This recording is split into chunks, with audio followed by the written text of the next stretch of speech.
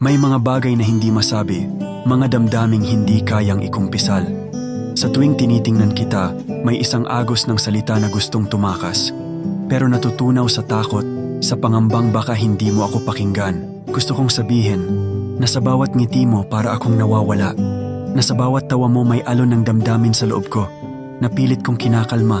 Dahil sino ba ako para umasa? May mahal ka na ba? O baka naman wala, pero kahit na anong karapatan ko na guluhin ang tahimik mong mundo? Baka masaktan lang ako. Baka pagtawanan, masaling ang damdamin. Ayokong masaktan. Ayokong maging isang alaala lang na hindi mo inaalala. Kaya tahimik na lang ako. Sa gilid, nakamasid, nag-iingat, nag-aalinlangan. Isang lihim na pag-ibig na hindi nabibigkas. Isang pangarap na hindi maaabot. Mas mabuting manahimik. Mas mabuting itago. Dahil sa pagbitaw ng mga salitang di sigurado, baka magiba ang lahat. At ayokong mawala ka, kahit sa malayo, kahit sa ganitong tahimik na pagsuyo.